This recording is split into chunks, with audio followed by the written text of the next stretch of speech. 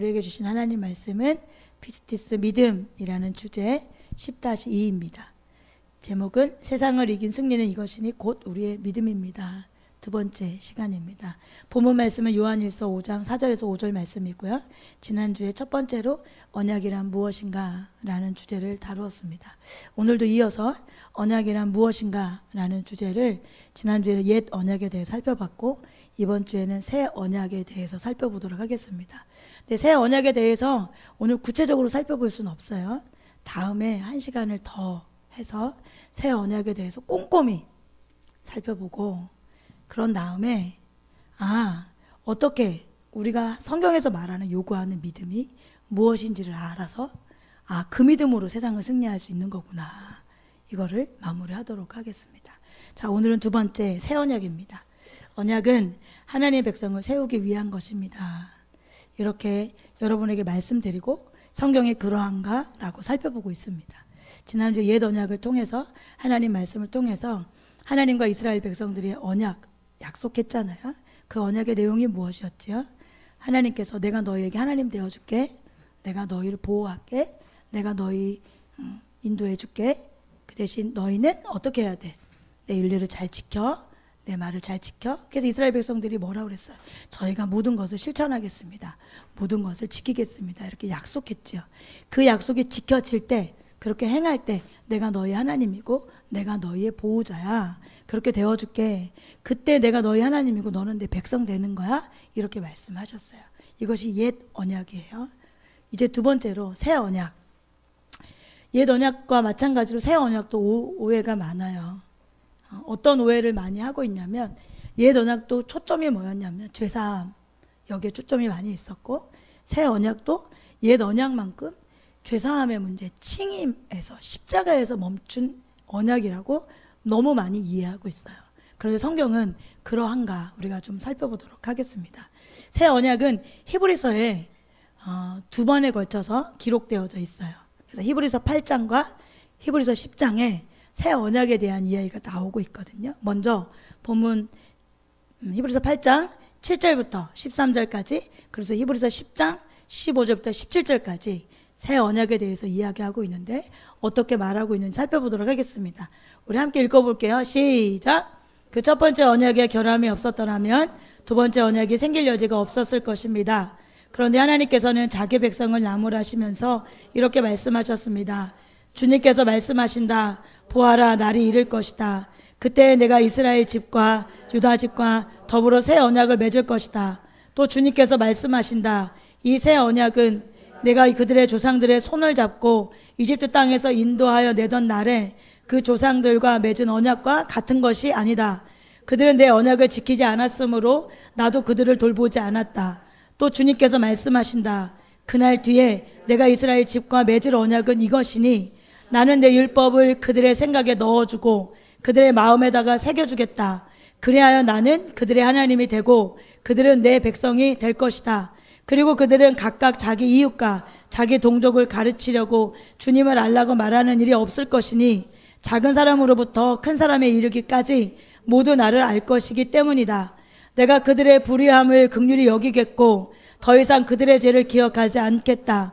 하나님께서 새 언약이라고 말씀하심으로써 첫 번째 언약을 낡은 것으로 만드셨습니다. 낡고 오래된 것은 곧 사라집니다. 히브리서 10장 15절입니다. 그리고 성령도 우리에게 증언하여 주십니다. 먼저 이렇게 말씀하셨습니다. 주님께서 말씀하신다. 그날 이후에 내가 그들에게 세워줄 언약은 이것이다. 나는 내 율법을 그들의 마음에 박아주고 그들의 생각에 새겨주겠다. 또 나는 그들의 죄와 불법을 더 이상 기억하지 않겠다. 여러분, 이것이 새 언약이에요. 그런데 이것이 새 언약인데 이 새 언약에서 우리가 주목해야 할 것이 있어요. 그것이 뭐냐면, 여러분 9절부터 한번 볼까요? 9절. 이 새 언약은 내가 그들의 조상들의 손을 잡고 이집트 땅에서 인도하여 내던 날에 그 조상들과 맺은 언약. 이게 무슨 언약이죠? 옛 언약이죠. 옛 언약과 같은 것이 아니다, 이렇게 먼저 말하고 있어요. 그 언약과 같지 않아. 그들은 내 언약을 지키지 않았어. 언약을 지켜야 내가 그들을 돌볼 수 있는데 내가 지키겠다고 나랑 약속했는데 그들이 지키지 않았어. 그래서 내가 그들의 하나님이 될 수 없었고 그들은 내 백성이 될 수 없었어. 그런 다음에 10절에 이렇게 말해요. 그날 뒤에 내가 이스라엘 집과 맺을 언약은 이것이다. 이 새 언약을 말하는 거예요. 그거 파괴됐어. 안 지켜져서 파괴됐어. 다시 새 언약을 맺는데 그 언약의 주요 내용은 뭐냐면 나는 내 율법을 그들의 생각에 넣어주고. 근데 여러분 여기서 주체가 누구예요? 누가 율법을 그들의 생각에 넣어준대요? 하나님께서요. 내가 얘기해요.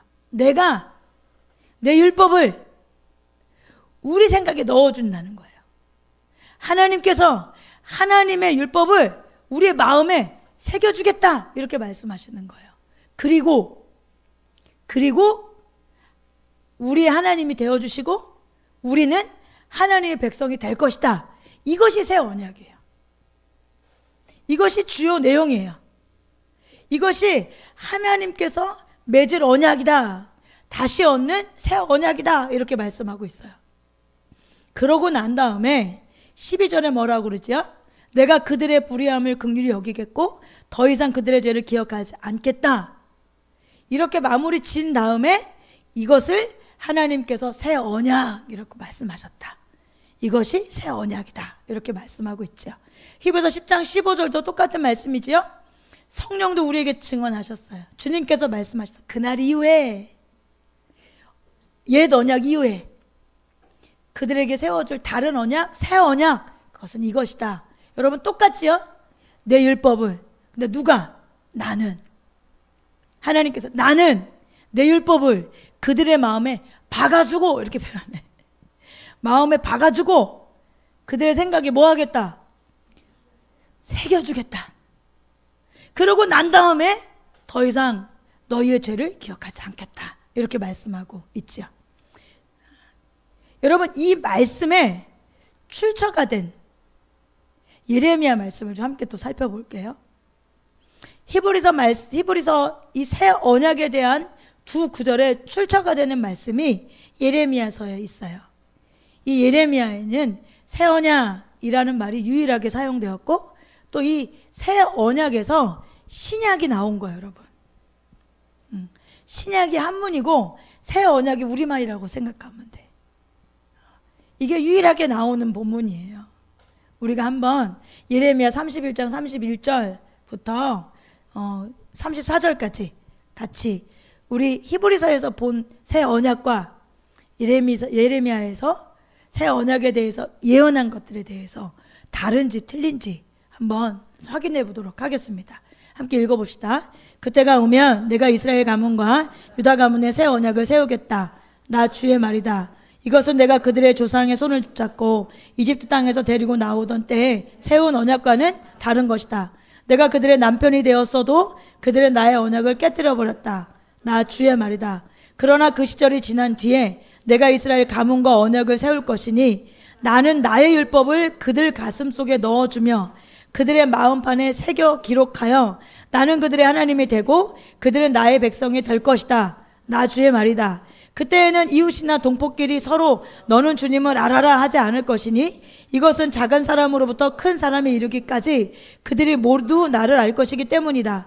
내가 그들의 허물을 용서하고 그들의 죄를 다시는 기억하지 않겠다. 나 주의 말이다. 여러분 히브리서에도 마찬가지고 두 곳 다 예레미야에서도 뭐라고 말하고 있죠? 이 두 곳 모두 중요한 것은 여러분 죄를 다시 기억하지 않겠다가 먼저입니까? 하나님께서 율법을 마음속에 새겨주고 생각에 새겨주고 넣어주겠다는 것이 먼저예요. 그 다음이 먼저잖아요. 그렇죠? 그런데 많은 경우 어디에 멈춰져 있냐면 죄사함 받았다, 칭이 됐다, 십자가를 통하여 너희 구원받았다, 여기에 멈춰져 있다는 거예요. 그래서 옛 언약에 대해서도 새 언약에 대해서도 거기에 멈춰져 있는 오해로 생각해요. 그래서 난 구원받았어. 그러니까 나 아무렇게 살아도 상관없어. 왜? 나는 칭이 됐거든. 나 출애굽 되었거든. 이렇게 생각하는 거죠. 근데 성경은 그렇게만 말하고 있지 않아요. 죄사함보다 먼저 된 건 뭐예요? 하나님께서 우리에게 율법을 지킬 수 있는 백성 만들어 주셔서 하나님 백성 만드는 게 하나님의 목적이고 뜻이에요. 옛 언약도 이스라엘 백성을 통해서 하나님 백성 만드는 거였고, 새 언약도 하나님 말씀 지키고 하나님 율법 지켜서 하나님이 그들의 하나님이 되고 그들은 하나님의 백성 되는 거, 이것이 언약을 주신, 언약을 맺은 하나님의 목적이에요. 이해하시죠? 어렵지 않잖아요. 그렇죠?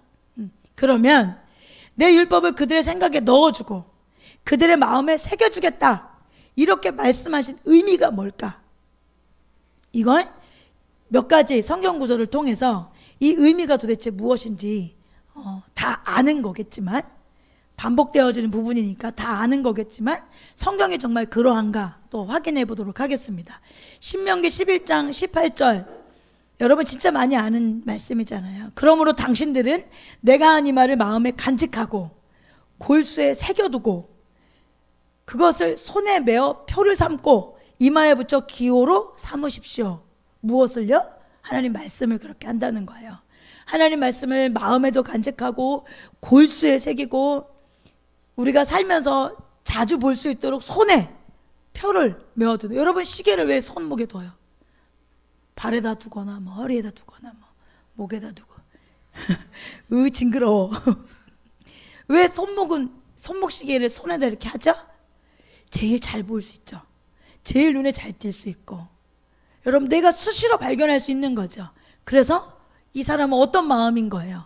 내가 이 말씀을 내 눈에 두겠다, 내 마음에 새겨두겠다, 내가 일상에서 잊지 않겠다라는 의지를 갖고 있는 거죠. 그리고 또 어떤 표시를 하세요? 이마에 붙여 기호로 삼겠대. 이마를 이마에 붙이면 누가 봐요? 내가 봐요? 누가 봐요? 타인이 봐요. 상대가 보거나 타인이 보는 거잖아요. 그럼 어때요? 여러분 과거에 이렇게 저희가 학교 다닐 때도 캠퍼스에 다닐 때 이렇게 십자가를 이렇게 짊어지지 않고 이렇게 메고 다니시는 분들이 많이 있었어요.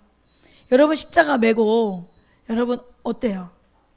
일상을 살 때 조금 과거에 제가, 지금은 안 그래요.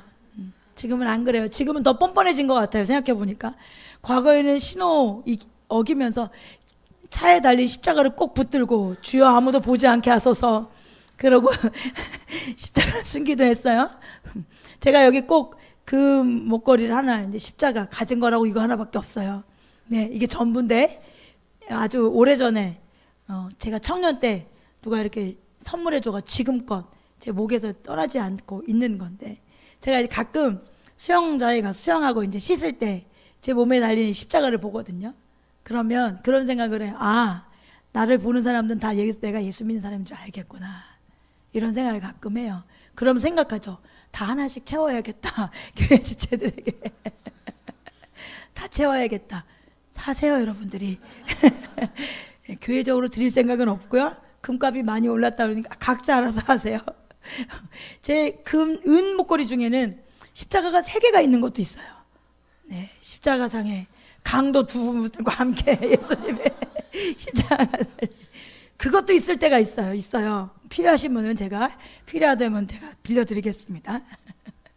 여러분 이마에 하나님 말씀을, 내 손목에 하나님 말씀을, 내 마음에, 내 골수에 하나님 말씀을 새기겠다는 건 여러분 어떤 자세인 것 같으세요? 기필코 반드시 어떻게든 내 하나님 말씀대로 살겠다. 여러분 이런 의지가 담겨 있는 거 아니겠어요? 내가 어떻게든 연약함을 아니까 내가 잊어버릴 수 있어. 그러니까 내가 사람들 앞에 내 마음만, 또 하나님 앞에 그렇게 한다고 해서 사람들이 날 몰라볼 수 있으니까 나는 예수 믿는 사람입니다, 내가 그렇습니다라고 하면 상대도 나도 보호해 줄 수 있으니까. 여러분 얼마나 하나님 말씀대로 하나님 뜻대로 살고 싶은 여러분 열망과 뜨거움이 있는 거잖아요. 그렇죠? 그러면서 19절에 이렇게 표현하면서 말해요. 이 말을 당신들 자녀들에게 가르치십시오. 당신들이 집에 앉아 있을 때나 길에 갈 때나 누워 있을 때나 일어날 때 언제든지 가르치라는 거예요. 당신들의 집 문설주 대문에도 써서 붙여놓으라는 거예요. 그러면 이렇게 얘기해요. 그러면 하나님 말씀을 떠나지 않고 그 말씀이 여러분 삶에 온통 그 말씀이 채워지면, 그렇게 여러분 안에 있으면, 그러면 주님께서 당신들 조상에게 주겠다고 맹세하신 땅에서 당신들과 당신들 자손이 오래오래 살 것입니다.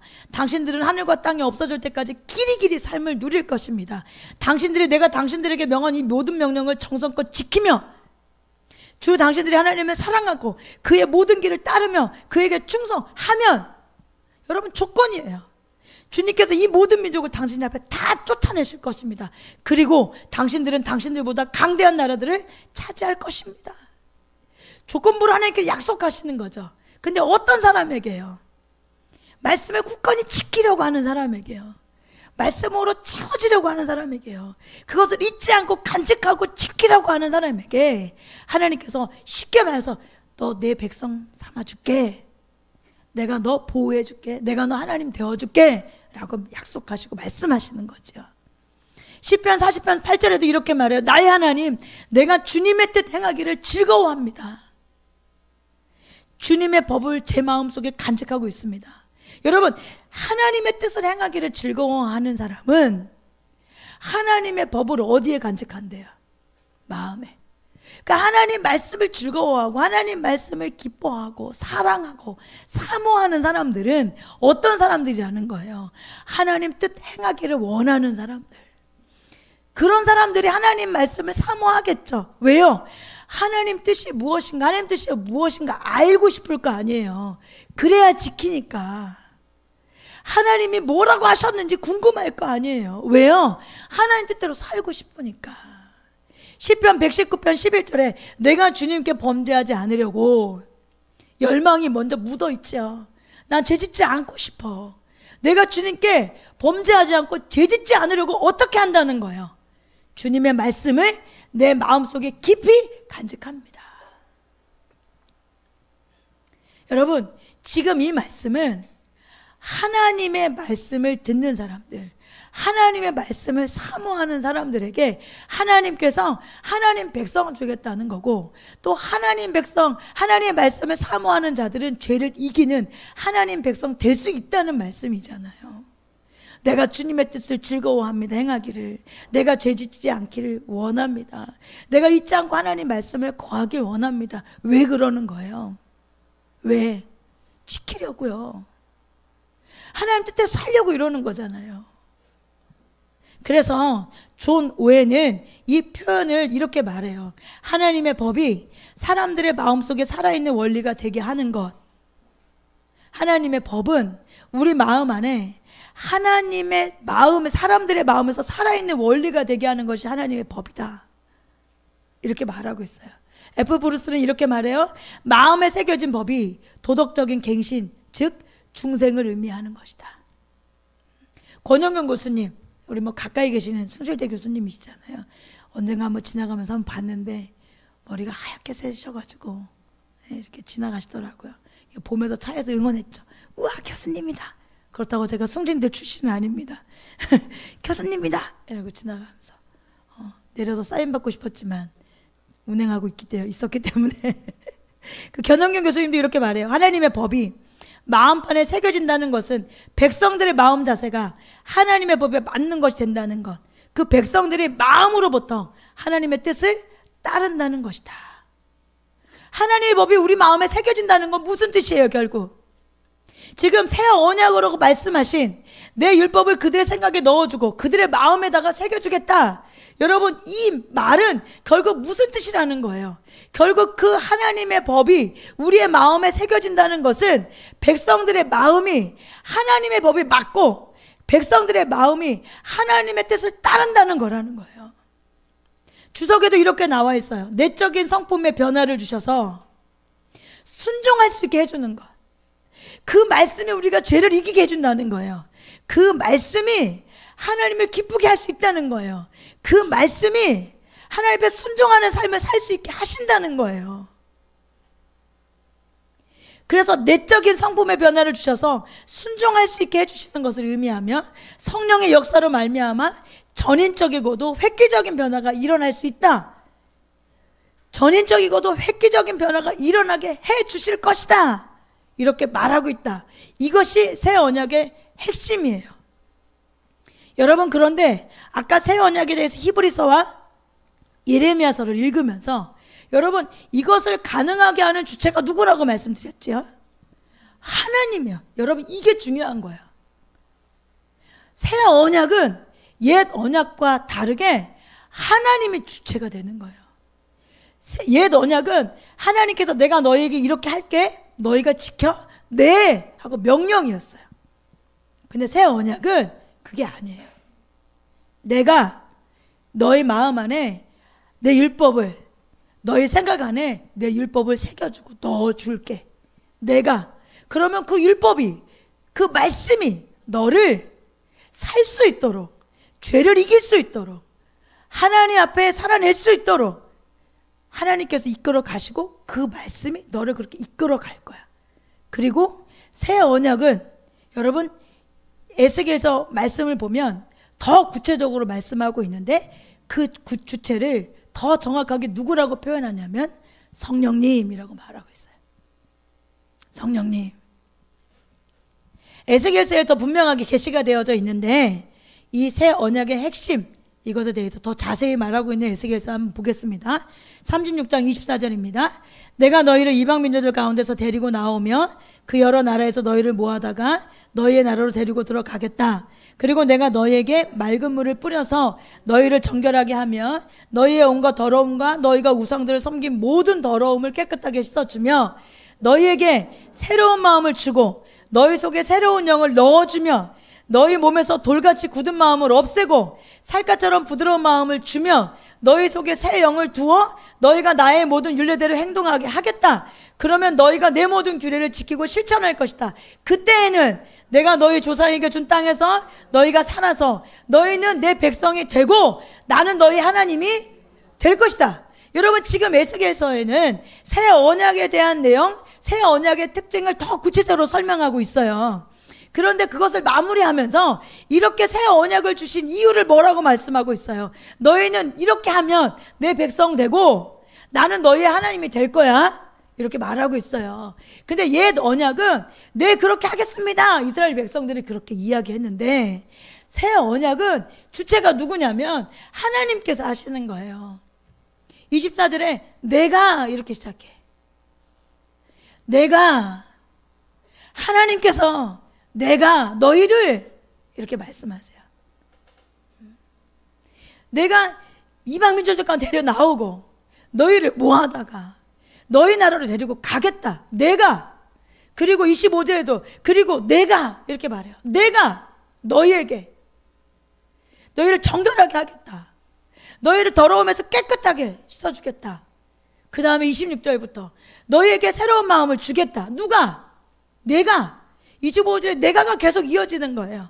내가 너희에게 새로운 마음 주겠다. 내가 너희에게 새로운 영을 넣어주겠다. 내가 너희 몸에서 돌 같은 굳은 마음을 없애주겠다. 그 마음을 살갑고 부드러운 마음을 주겠다. 내가 너희 속에 내 영을 두겠다. 그러면 너희가 너희 모든 나의 모든 율례대로 행동하게 하겠다. 누가? 하나님께서. 하나님께서 우리가 그 율례를 지킬 수 있도록 하시겠다는 거예요. 하나님께서 우리가 하나님 말씀대로 살 수 있도록 하시겠다는 거예요. 하나님께서 하나님의 그 모든 규례를 지키고 실천할 수 있도록 하시겠다는 거예요. 내가 하는 것이 아니라 하나님께서 하시겠다는 거예요. 이게 여러분 새 언약이에요. 옛 언약은 내가 했어야 됐어요. 근데 새 언약은 하나님께서 하시겠다고 약속하시는 거예요. 믿는 자들 가운데 누구를 보내세요? 새 영을 넣어주겠다고 약속하시잖아요. 새로운 마음을 주어서 새 영을 줄게. 성령님을 말씀하시는 거죠. 성령님을 통해서 뭐 하는 거예요? 성령님이 우리 안에 오셔서 내 마음에 굳은 마음을 없애고 부드러운 마음을 주고 새 영을 성령님을 주셔서 율례대로 행동하고 성령님을 따라서 규례대로 지키고 실천하는 사람이 되게 해주겠다. 그래서 성령님이 우리 가운데 오신 거예요. 그래서 여러분, 거듭난 사람은 성령님을 의지하며 사는 사람인 거예요. 여러분, 성령님을 의지하지 않고는, 성령님께서 하시지 않고는 우리는 하나님과 이스라엘 백성들이 언약을 지킬 수 없었던 것처럼 우리는 하나님의 율법대로 하나님의 규례를 지키고 살 수 없어요. 우리는 그런 존재가 안 돼요. 그래서 하나님께서 멸망하지 않도록 하나님께서 우리를 살리시려고 새로운 언약을 하신 거예요. 내가 해줄게. 내가 너희 속에 성령을 넣어줘서 성령을 보내서 도와주라고 할게. 인도해 주라고 할게. 어떻게 해야 될지 묻는 자들에게, 의지하는 자들에게, 찾는 자들에게 어떻게 해야 될지 알려주라고 할게. 길이 되라고 할게. 인도자가 되고 보호자가 되고 상담자가 되주라고 할게. 이게 저와 여러분에게 약속하신 새 언약이에요. 새 언약. 그러면 지킬 수 있겠어요, 없겠어요, 여러분? 내가 하는 게 아니고 내 안에 칭의받은 십자가 그 사건을 믿고 예수님을 나의 주인으로 삼은 자들에게는 성령님이 임하고 계시거든요. 그 성령님, 주인이 바뀐 사람들은 내 마음대로 하지 않고 성령님의 따라, 말씀 따라 살고 싶잖아요. 그 주인, 성령님을 의지하며 살면 여러분 승리할 수 있을까요, 없을까요? 있죠. 죄를 이길 수 있을까요, 없을까요? 세상을 이길 수 있을까요, 없을까요? 있어요. 여러분, 우리가 그 성령님을 의지하지 않아서 못 이기는 거잖아요. 근데 성령님을 의지하면 여러분 아까 시편 말씀처럼 죄를 이기기 위해서 말씀을 내 안에 계속 사모함으로 붙들고 살고, 여러분 골수에도 새기고 내 이마에도 새기고 발에도 들고 다니고 내 마음에도 새기면 여러분 이런 사람이 성령님을 의지하지 않겠어요? 그러면 이 말씀을 지키고 싶잖아요. 근데 우리 힘으로는 지킬 수 없잖아요. 그래서 어떻게 하는 거예요? 그런 자에게 하나님께서 성령님을 보내주신 거예요. 그 성령님을 우리 마음에 주셔서 굳은 마음을 제하셔. 그리고 부드러운 마음을 주셔서 순종할 수 있는 마음 주시는 거예요. 하나님 뜻대로 살고 싶은 마음을 주시는 거예요. 그렇게 하나님 앞에 복종하고 싶은 열망을 주시는 거예요. 그러면 이런 사람들 하나님 찾겠어요, 안 찾겠어요? 찾겠죠. 도와주세요, 성령님. 어떻게 해야 되죠? 저를 이길 수 있도록 도와주세요. 세상의 염려와 근심을 하나님 앞에 내려놓습니다. 인도해 주세요라고 하나님 찾을 거 아니에요. 그래서 성경이 그렇게 하나님을 찾아야 한다, 하나님을 찾아야 된다, 하나님을 찾는 자들이 하나님 만날 수 있겠다고 약속하시는 거잖아요. 여러분, 하나님 찾는 저와 여러분들이 주님 축복합니다. 이게 새 언약이에요. 새 언약. 내가 해줄게, 내가. 그러니까 제발 우리 힘으로 하지 말라고 자꾸 하는 거예요. 여러분, 포도나무는 가지에 붙어 있으면 돼. 가지는 열매 맺으려면, 여러분 가지는 포도나무에 붙어 있으면 열매 맺죠. 그런데 가지가 혼자 나무에 붙어 있지 않고 혼자 열매 맺으려고 한다고, 여러분 아무리 애를 써도 열매가 맺어져요, 안 맺어져요? 안 맺어지잖아요. 그러니까 하나님께서 우리에게 뭐라고 말씀하시는 거예요? 나는 포도나무고 너희는 가지잖아. 그러니까 가지들 그냥 나한테 붙어 있어. 누가 하는 거예요? 포도나무 열매 맺기 위해서는 가지가 열심히 해요. 포도나무 가지가 죽어라고 해요. 그런데 가지에 붙어있지 포도나무에 붙어있지 않으면 가지는 조금 있으면 다 말라 없어지잖아요. 붙어있는 게 먼저 중요해요, 여러분. 그렇다고 해서 하나님께서 하시는 거니까, 성령님께서 하시는 것과 우리는 아무것도 하지 않아도 된다, 이 말이 아니에요, 여러분. 지금 여기에서 중요한 포인트는 죄사함만 이야기하고 칭의만 이야기해서 하나님과 관계도 없이 내 일상을 내가 주인인 것처럼 아무렇게나 살아도 천국 간다, 이 말이 아니란 거예요. 여러분, 새 언약은 뭐예요? 하나님 백성 만들어주겠다는 거예요. 옛 언약은 하나님하고 이스라엘 백성들 언약 맺어서 약속 지킬 줄 알았는데 못 지키니까, 멸망당하니까 하나님께서 안 되는구나. 그러면 될 수 있게 내 편에서 해야겠구나. 내가 할 수 있도록 도와줘야겠구나. 그래서 성령님을 보내서 성령님을 통해서 할 수 있도록 해야겠구나. 그러면 내 안에 있는 성령님을 통하여서 어떤 일이 일어나는 거예요? 우리는 가지잖아요. 열심히 성령님을 찾고, 열심히 성령님을 의지하고, 열심히 성령님에게 의논하고 묻고, 그래서 말려주시면 그대로 사는 거죠. 여러분, 성령님을 의지한다고 우리가 그냥 하나님 성령님 찾기만 하고 순종하지 않으면 그것이 참된 순종이 아니잖아요, 여러분.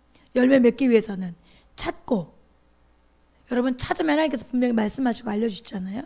그럼 우리는 어떻게 해야 돼? 행동으로. 참된 믿음은 행동을 낳습니다.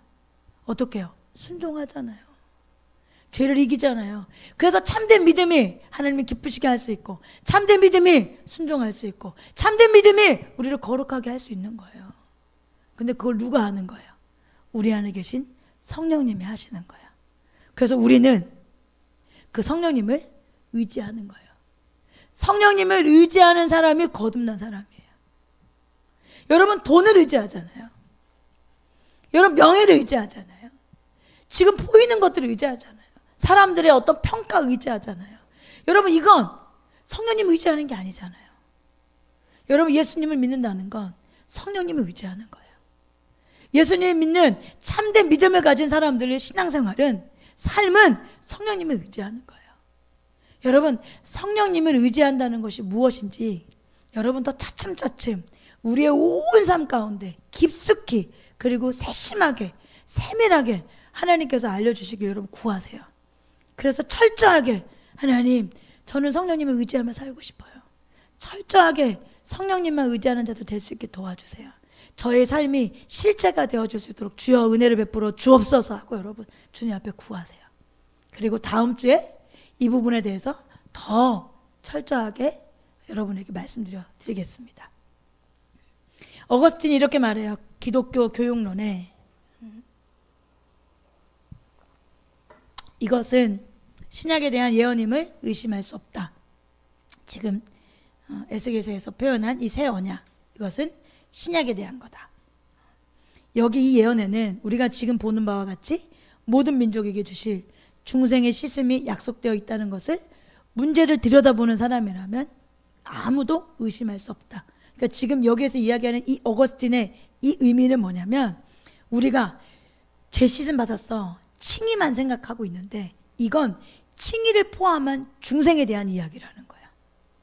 칭의를 포함한 거듭남에 대한 이야기라는 거예요. 그러니까 여러분 거듭나는 뭐예요? 변화잖아요. 새롭게 태어나는 거잖아요. 변화되어지는 거잖아요. 그래서 어거스틴도 이역에 대해서 말하고 있는 거예요. 중생의 씻음이 약속되어 있다는 것, 이것이 문제를 들여다보는 사람이라면 아 맞구나, 칭의를 포함한 중생에 대한 이야기구나. 반드시 구원받은 사람, 참된 믿음을 가지고 있는 사람 변화된다고 말했는데, 거룩하게 된다고 했는데, 순종하게 된다고 했는데, 아 하나님 백성 된다고 했는데, 아 그 말이 맞구나. 어거스틴도 거기에 아 그 말이 맞습니다 라고 동의하고 있는 거죠. 여러분 새 언약에 대한 이 예언은 단지 죄사함, 법적으로 의롭다, 꽝꽝꽝, 여러분 여기에서 멈추는 게 아니에요. 이 말씀은 새롭게 되는 것, 새 사람이 되는 것, 사람이 어떻게 해야 변화될 수 있는지 초점이 맞춰져 있는 거고, 결국 이것이 우리가 예수님을 닮는 것, 그것에 초점이 맞춰져 있는 것입니다. 세 번째, 백성. 옛 언약과 새 언약 모두 하나님 백성을 만들기 위한, 하나님 백성을 세우기 위한 거죠. 그런데 백성이란 단어의 표현을 우리가 많이 간과하고 있어요. 우리가 언약이 무엇인가를 이해하는데 백성이란 단어가 참 중요해요. 그래서 조금 반복되어지는 것 같지만 우리 먼저 옛 언약, 새 언약을 조금 더 살펴보고 그 다음에 백성이 어떤 의미를 갖고 있는지 살펴보고 마무리하도록 하겠습니다. 옛 언약은 하나님 백성 세우기 위한 것입니다. 출애굽기 19장 5절, 작년은 아니죠? 지난주 큰일 날 뻔했네요. 지난주에 살펴본 거예요. 이제 너희가 정말 나의 말을 듣고 내가 세워준 언약을 뭐하면? 지키면. 조건부예요.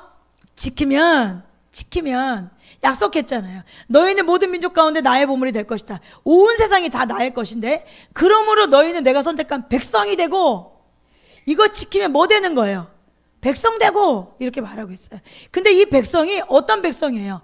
거룩한 백성, 거룩한 민족이라는 뜻이에요.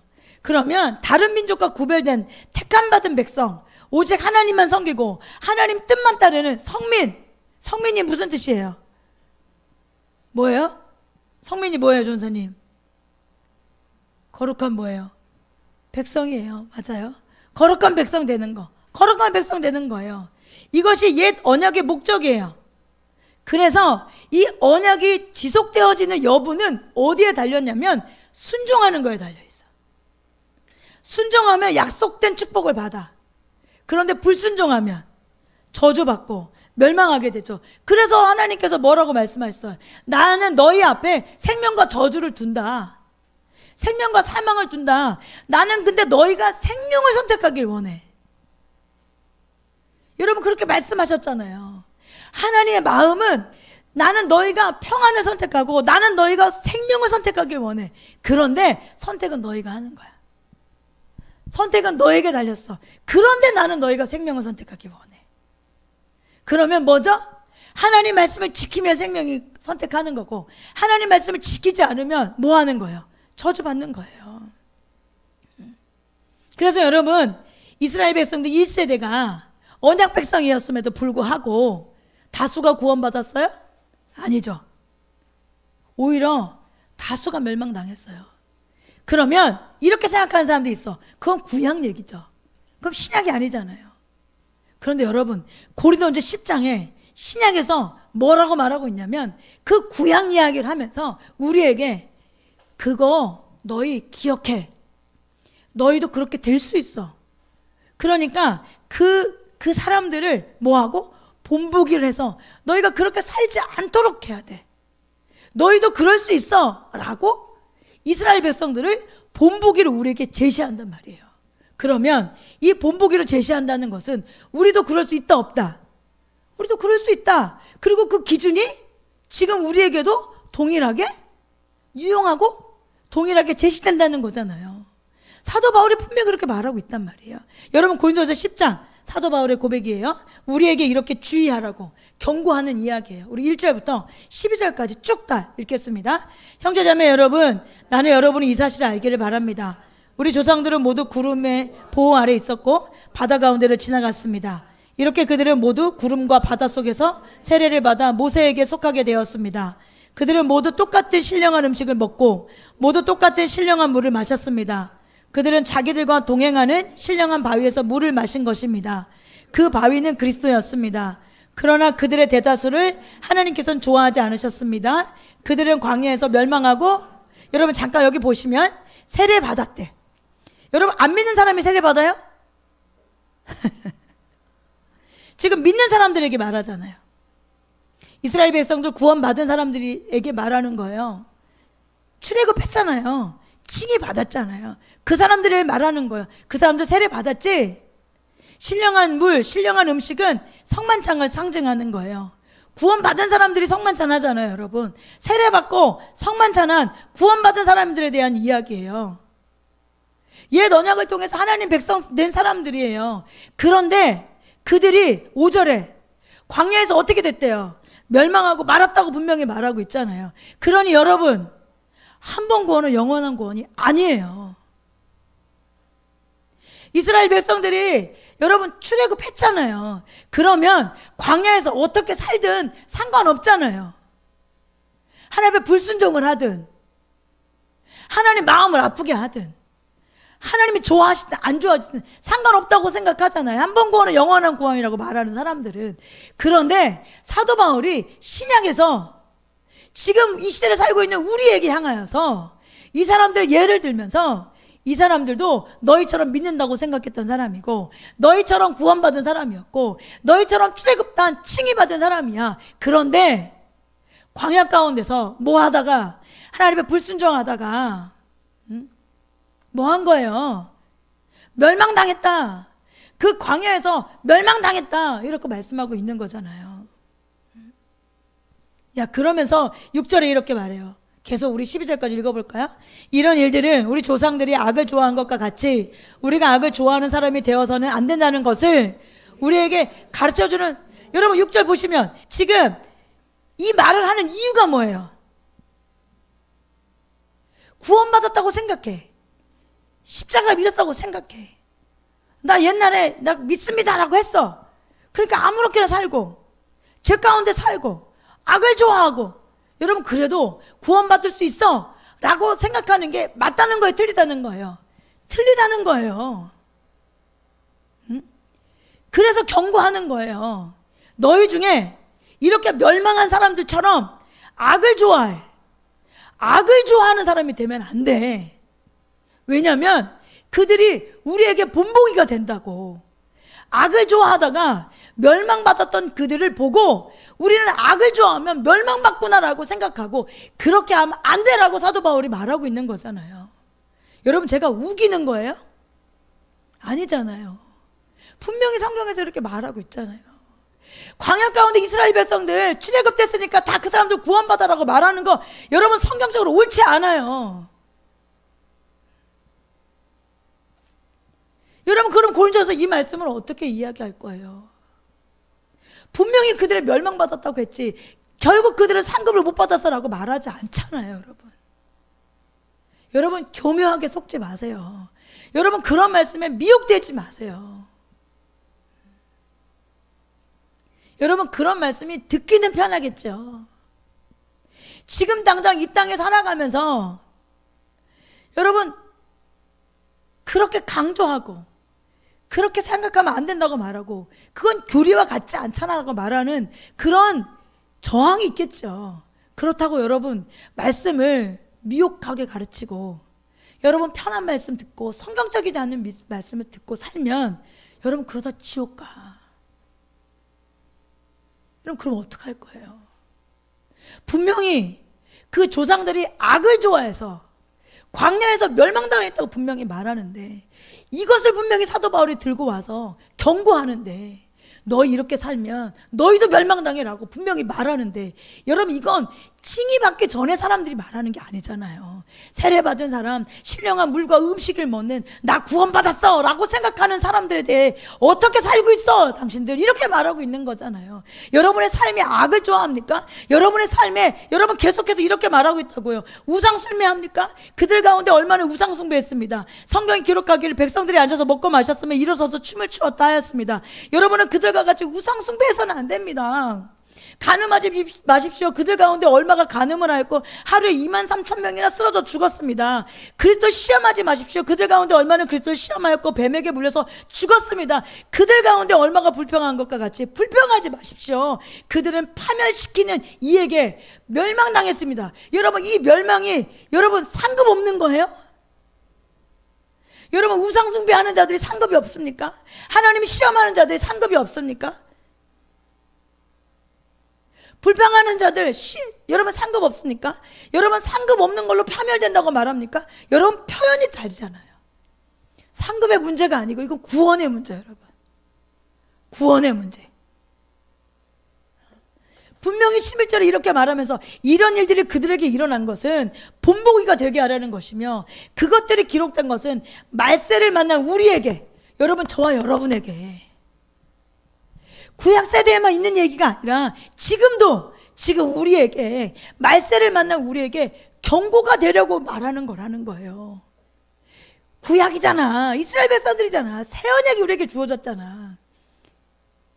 그러니까 우리는 괜찮아가 아니라 여러분 지금 우리에게 말세를 만난 우리에게 이스라엘 백성들처럼 악을 좋아하면 안 돼. 우상 숭배하지 마. 믿으니까 어떻게 살아도 구원받겠다고 생각하지 마. 불평하면 안 돼. 하나님 시험하면 안 돼. 습관적인 죄 갖고 있으면 안 돼라고 말하는 거예요. 그러면서 너희도 이렇게 될 수 있어. 그러니까 너희 깨어 있어야 돼. 너희 조심해야 돼. 라고 말하면서 12절에 이렇게 말하는 거예요. 그러므로 서 있다고 생각하는 사람, 괜찮아 나는 라고 생각하는 사람 넘어지지 않도록 조심하십시오 라고 말하는 거예요. 조심하십시오. 여러분 절대로 한 번 구원은 영원한 구원이 아닙니다. 한 번 구원은 영원한 구원이 아니에요. 그래서 옛 언약도 결국 하나님께서 우리의 죄를 다 사해줬다 이게 중요한 게 아니라 하나님의 율법과 하나님의 규리를 지키는 하나님 백성 되는 거 여러분 크게 중요하다고. 하나님은 그 백성 만들고 싶어서 이 백성들에게 뭐 주고 싶었어? 광야 주고 싶었어요? 아니잖아요. 가나안 땅 주고 싶으셨잖아요. 지금 이 시대를 말세를 살고 있는 우리에게 하나님께서 예수 그리스도를 주신 것은 여러분 우리에게 광야에서 이 땅에 살다가 죄짓고 멸망당하는 것이 아니라 이 땅에서 승리하고 하나님을 의지하고 하나님만 바라보고 모세와 같이 오직 이 땅에 광야가 할지라도, 이 땅에 어렵다 할지라도, 먹고 사는 게 힘들고 불편하다 할지라도 나는 하나님과 함께하는 것이 더 좋습니다라고 하나님 선택하는 사람들, 하나님만을 바라보는 사람들, 여러분 하나님의 뜻을 향해 살아가는 사람들, 여러분 그들에게 뭐 주기 원하시는 거예요? 천국 주기 원하시는 거예요.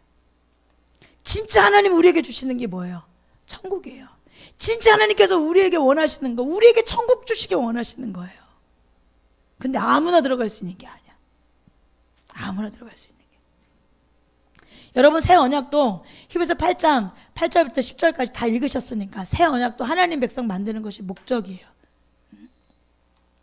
마지막 절 이렇게 말하잖아요. 나는 그들의 하나님이 되고 그들은 내 백성이 될 것이다. 이렇게 말하잖아요. 여러분 구약에도 하나님이 백성 만들기 원하시고 신약에도 하나님이 백성 만들기 원하시고 백성 만들기 위해서 옛 언약도 세우시고 백성 만들기 위해서 새 언약도 세우셨어. 백성이 무엇이길래 하나님께서 이처럼 백성 만들고 싶어 하실까요? 도대체 백성이 뭔데 이렇게 하나님께서 이스라엘 백성들 그리고 지금은 하나님 백성 만들고 싶어 할까요? 여러분 백성은 국민이 아니에요. 백성은 국민과 달라. 여러분 국민은 뭐냐면 나라의 주인이잖아요. 이 나라의 주인은 누구예요? 국민이에요. 국민. 우리 이깁시다.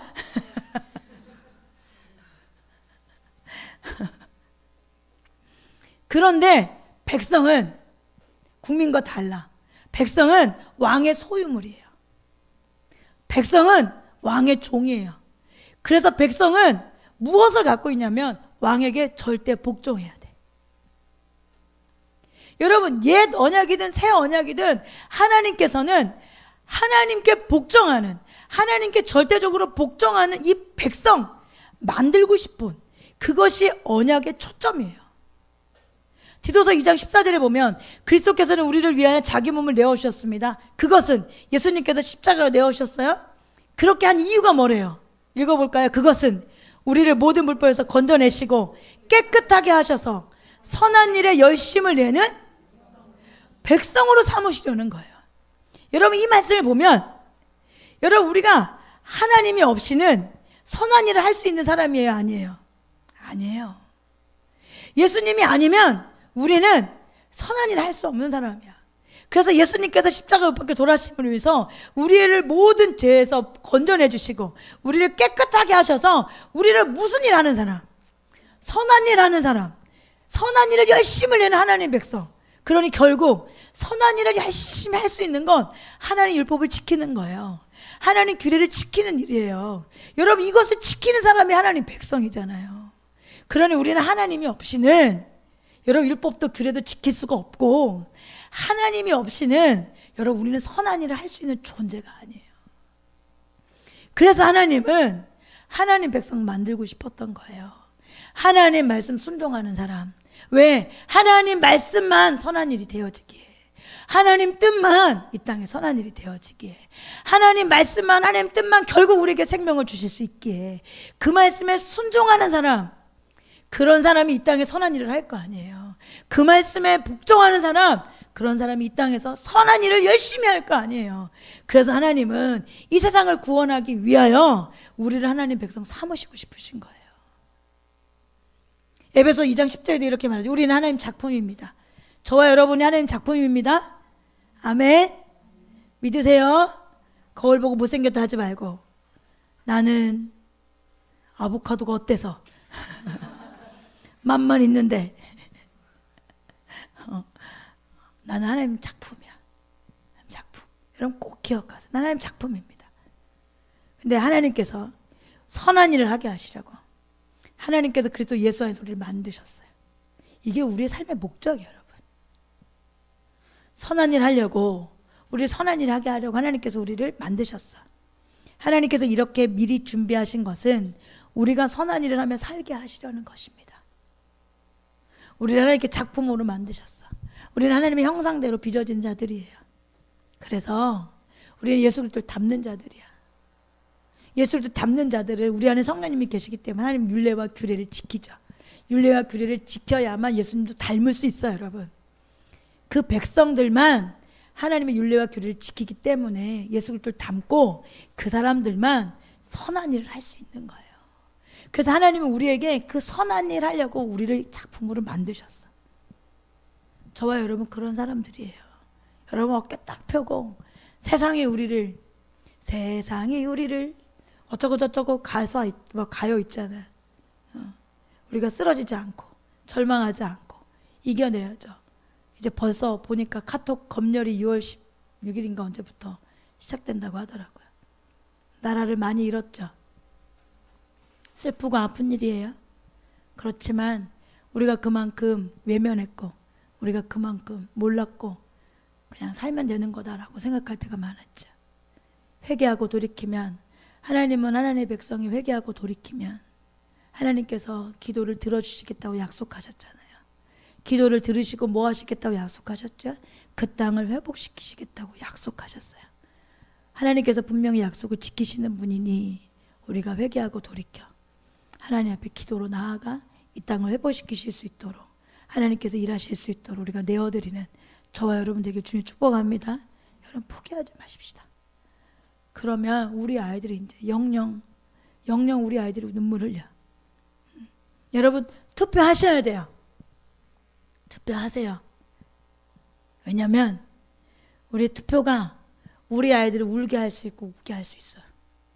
너무너무 큰 갈림길에 서 있어요 지금.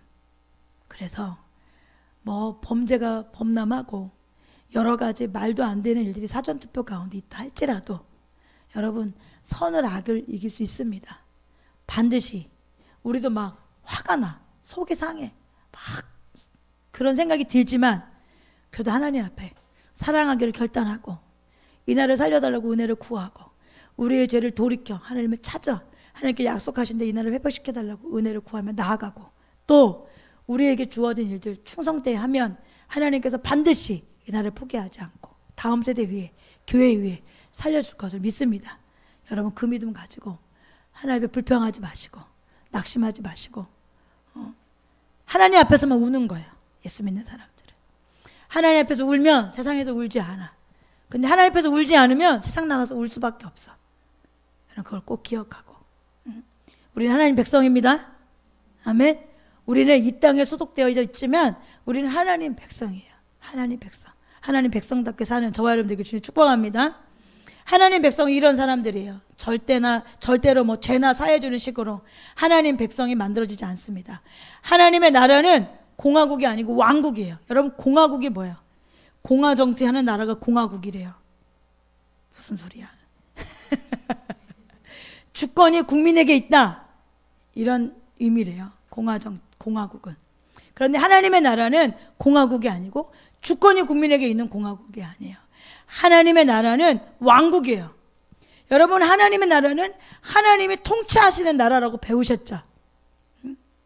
하나님이 통치하시는 나라가 하나님 나라예요. 그러면 누가 왕이에요? 하나님의 왕이에요. 그러니까 믿는 자는 국민이 아니라 백성이에요. 하나님의 백성. 그래서 성경에 그토록 많은 곳에 예수님은 임금이십니다, 예수님은 주님이시라고 말씀하고 있는 거죠. 그러니까 천국은 내 마음대로 살면서 갈 수 있는 나라가 아니에요. 국민은 자기가 주인이니까 자기 뜻대로 살지 몰라도 하나님의 나라는 왕국이기 때문에 하나님께 복종하는 사람, 예수님께 복종하는 사람, 그런 사람만 백성이 될 수 있고 그런 사람만 백성이기 때문에 그런 사람만 갈 수 있는 나라가 천국입니다. 그래서 마태복음 4장 17절에 예수님께서 이 땅에 오셔서 회개해라, 하늘나라가 가까이 왔다 이렇게 선포하시죠. 왜 우리가 회개해야 돼요? 하나님 말씀에 의하면 천국이 가까이 왔기 때문에 회개하란 말하잖아요. 천국이 가까이 왔는데 왜 회개해야 돼요? 그 이유는 예수님이 천국의 왕이시고 따라서 예수님께 순종하는 상태가 천국이 우리 가운데 온 거예요. 여러분 천국이 우리 가운데 오는 건 예수님께 순종하는 상태가 되는 거예요. 실제로 예수님이 말씀한 천국은 여러분 원어로 우라노스 바실레이아 이렇게 말해요. 우라노스는 하늘이고 바실레이아는 왕국을 뜻하는데, 이 바실레이아라는 단어는 통치하다, 다스리다라고 하는 뜻을 가진 바실류오라고 하는 단어에서 유래가 되어 있어. 그래서 이 말씀은 왕권, 왕의 통치 이런 의미를 포함하고 있어요. 그러니까 천국은 뭐예요? 우라노스 바실레이아, 이건 뭐예요? 예수님이 다스리는 상태, 하나님 왕 되신 상태, 그 상태가 천국이라는 거예요. 그러니 예수님께서 순종하는 사람만 천국 백성입니다. 죄가 지배하는 사람, 죄의 종이 된 사람은 절대로 천국 백성이 될 수 없습니다. 혹여나 우리 안에 특히 우리가 이 자리에서 이런 사람은 아닌지 확인하셔야 돼요. 저와 여러분이 흉악한 죄를 짓지 않는다 할지라도 뭐 살인하지도 않고 간음하지 않고 도둑질하지 않고 특별하게 막 음란하지 않고 그렇다고 한다 할지라도 괜찮은 것이 아니라 하나님의 백성인가, 내가 하나님의 백성인가는 무엇으로 가장 알 수 있어야 하냐면 내 삶의 주인이 누구이냐, 이게 중요한 거예요. 내가 주인인 건 주권이 나에게 있는 거죠. 그런데 하나님이 주인이라면 나는 그 나라의 백성인 거예요. 내가 어떻게 살고 있냐, 내가 특별히 그렇게 흉악한 죄를 짓지 않으니까 난 안전해가 아니라, 여러분 선한 일을 하고 계십니까? 하나님을 사랑하고 있어요? 이웃을 사랑하고 있습니까? 죄를 회개하고 예수님을 주님으로 모시고 사랑으로 역사하는 믿음, 행함을 낳는 믿음, 여러분 거룩게 되어지는 것, 순종하며 되어지는 것, 여러분 사랑하며 살 수 있는 것, 여러분 이 선한 일을 우리 안에 성령님이 오셔서 계심으로 인하여, 그분으로 인하여 우리가 그렇게 생활하고 살고 있냐고요. 여러분 우리가 주인이라면 우리는 절대 그렇게 살 수 없어요. 그런데 하나님이 주인이 되시면 우리는 그렇게 살 수 있어요. 처음엔 뜨문뜨문 그렇게 살 수 있어요. 그런데 계속 하나님 말씀을 사모하고 하나님을 사모하고 하나님께 살길 열망하고 내 안에 계신 성령님을 의지하고 살면 승리가 계속된다. 그래서 그리스도인은 세상을 이기는 자들인데, 이 세상을 이기는 자들은 결국 어떤 거예요? 죄를 습관적으로 짓는 것이 아니라 승리를 습관적으로 하는 거예요. 세상을 습관적으로 이기는 거예요. 이제 여러분 그런 사람이 우리에게 하나님의 왕이 되어진 하나님의 백성이고 하나님 뜻대로 살아가는 그런 하나님의 백성들입니다. 여러분 이런 사람이 천국 가는 거예요. 여러분 이런 사람이 천국 가는 거예요. 우리는 지금 광야 가운데 있어요. 여러분 광야의 삶을 살고 있어요. 땅은 여정이, 우리의 발은 이 땅을 딛고 있고 이 땅의 권세 잡은 자는 사단이기 때문에 그 유혹과 그 방해로, 그 다스림 안에 우리가 쓰러지고 힘들 때도 있지요. 그럼에도 불구하고 우리 마음의 주인은 누구예요? 하나님이에요. 하나님이에요. 하나님이 우리의 주인이기 때문에 우리는 세상의 말이 아니라 사단의 말이 아니라 하나님 말씀 듣는 거죠. 그래서 이 믿음을 갖고 있는 사람이 세상을 이길 수 있는 거예요. 천국 백성만이, 하나님의 백성만이 하나님 말씀을 듣기에, 하나님 말씀을 지킬 수 있기에 세상을 이길 수 있는 거예요. 그러니 세상을 이기지 못하면 여러분 그리스도인이 아닙니다. 분명히 요한일서 5장 4절 5절에 분명히 이렇게 말하고 있잖아요. 그리스도인이라면, 하나님께 난 사람이라면, 거듭난 사람이면 모두 제외 없이 모두 세상을 이긴다. 세상을 이기는 믿음은 이것이니 곧 하나님의 아들 예수 그리스도, 그분을 믿는 믿음이다 라고 성경은 분명히 표현하고 있어요. 저와 여러분이 하나님 아버지 우리 주인을 삼고, 새 언약은 그 하나님 아버지, 좋은 하나님 아버지께서 우리에게 성령님을 우리에게 주셔서 성령님으로 인하여 죄를 이기고 말씀을 지키며 살 수 있는 하나님 백성 될 수 있도록 우리를 이끌어 가시겠다고 약속하셨으니 우리가 그 약속을 믿고 성령님을 의지해서 세상을 이기는 저와 여러분 되어지길 주님의 이름으로 축복합니다. 아멘. 들은 말씀 가지고 함께 기도하겠습니다.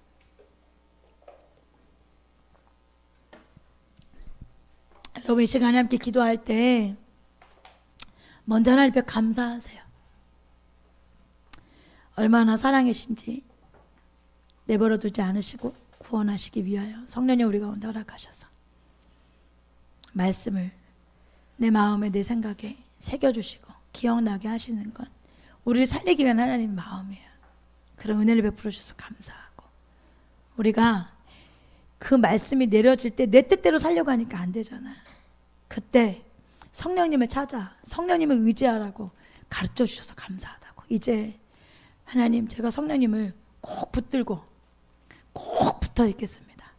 단단히 붙들겠습니다. 단단히 의지하고 살겠습니다. 그 어떤 것보다 성령님만 의지하며 사는 사람이 되겠습니다. 그래서 내 안에 하나님 나라를 이루어 주옵소서. 내 안에 내 모든 삶의 영역에 하나님 나라 이루어 주옵소서. 내 마음에 하나님 나라가 이루어지길 원합니다.